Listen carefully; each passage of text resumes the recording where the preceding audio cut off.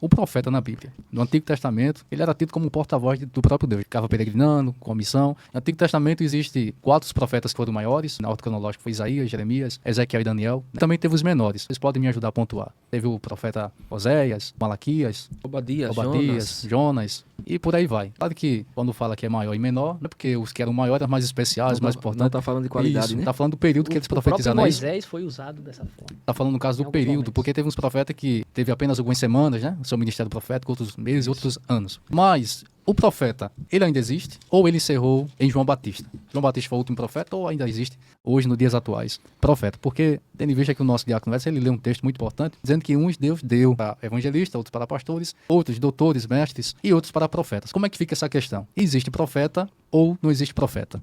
Nós, pentecostais, cremos no ministério profético, porque cremos nos dons.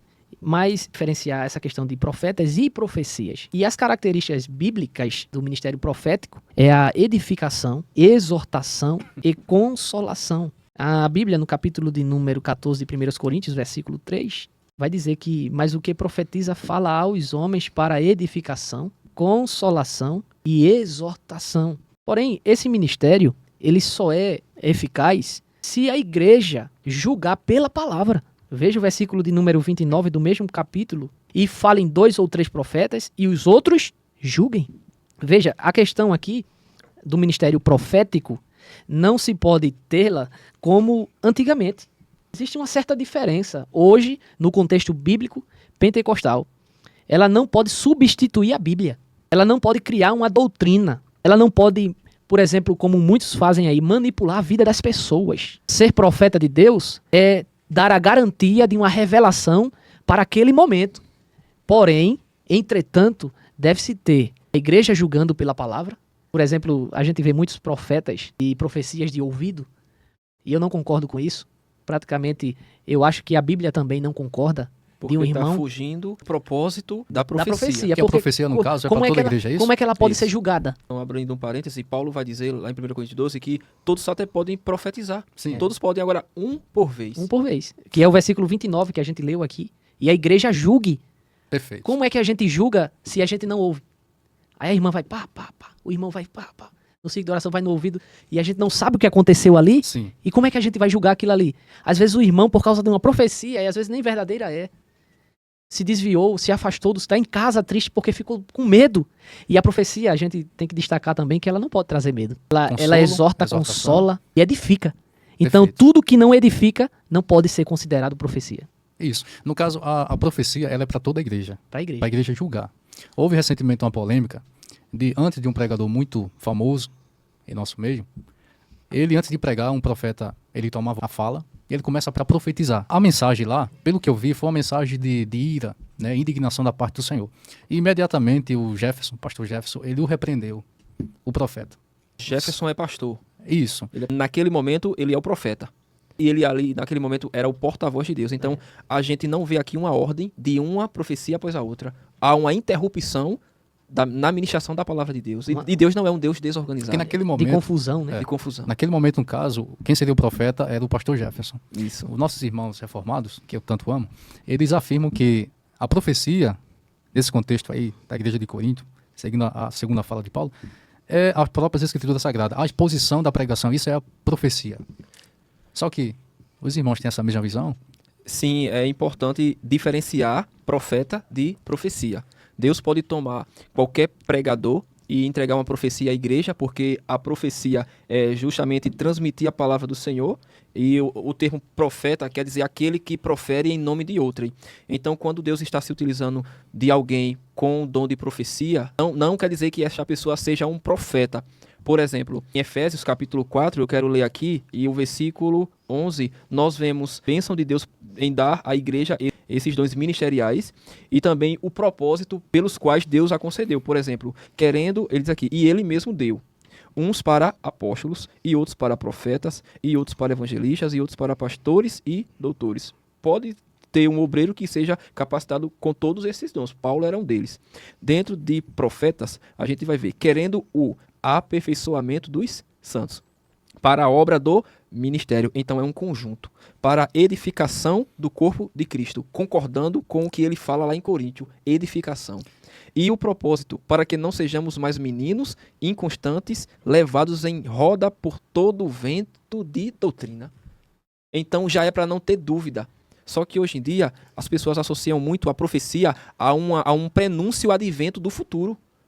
Sim. E se esquece que quando o pregador está pregando, ele está profetizando. Aquela mensagem vai falar com várias pessoas, sem citar nomes. Mas estamos vivendo a era do Pix, profeta do Pix. Ele faz uma campanha de 7 dias, pega utensílios do Antigo Testamento e querem trazer uma falsa teologia para a igreja e cobra por aquilo ali. Né? Eu acho que a gente vai entrar em outro tópico. Os nossos telespectadores podem ficar tranquilos que a gente aqui não vai cobrar Pix para profetizar. Eu queria destacar, em rápidos tempos, o que a nossa declaração de fé diz acerca disso. O capítulo 20, a parte 5, quando vai falar de alguns dons, ele vai falar do dom de profecia, que é diferente da profecia anunciada pelos profetas do Antigo Testamento. Perfeito. Ou seja, é uma revelação canônica que já se encerrou, mas Deus continua a falar por meio da Bíblia. O Senhor proveu outros recursos por meio dos quais se comunica com os seres humanos, dentre eles o dom de profecia, como manifestação momentânea do Espírito Santo na vida de qualquer crente que seja cheio do Espírito Santo. Ou seja, o seu objetivo, como dito, é para edificação, exortação e consolação. Mas a profecia, meu presbítero, ela é decorrente do dom, mas ela não serve como uma fonte de autoridade. Isso. Por quê? Porque como os dos profetas e dos apóstolos bíblicos, pois ela é possível alguém ampliar a mensagem sem autorização do Espírito, ou não?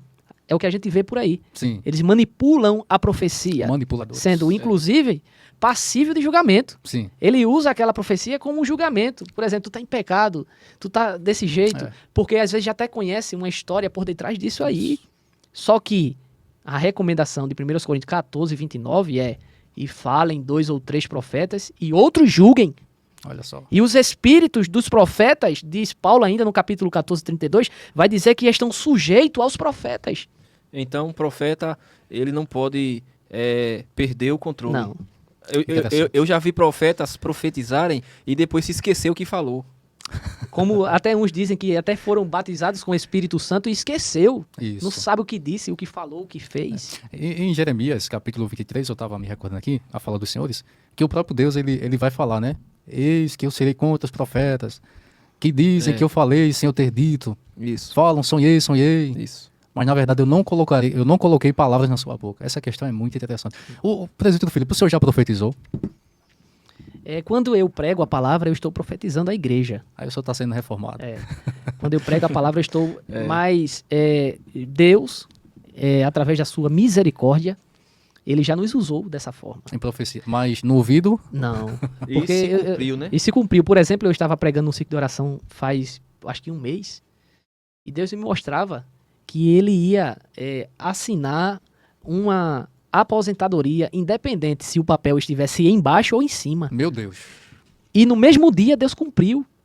A irmã, quando foi no outro dia no INSS, ela disse que naquele dia que foi profetizado, naquele horário, foi aprovada a aposentadoria dela. E ela até disse que eu ia pregar no culto e ação de graça, que ela vai dar, porque Deus realizou. Glória se a Deus. cumpriu a profecia. Diácono Edson, o senhor já profetizou? Nesse sentido de prenunciar coisas futuras, sim.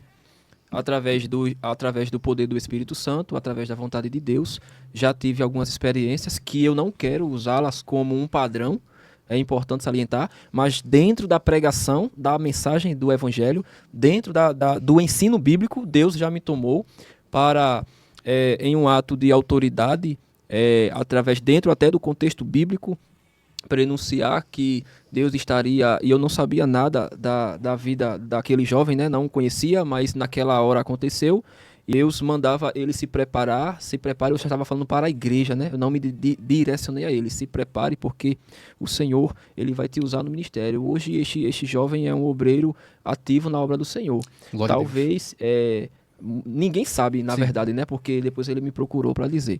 Mas enfim, a profecia, os profetas messiânicos já encerrou, terminou em João Batista. Hoje os profetas, eles proferem a mensagem de Deus. Sim. Se um profeta, ele profere outra coisa a não ser a mensagem de Deus, ele é um falso profeta.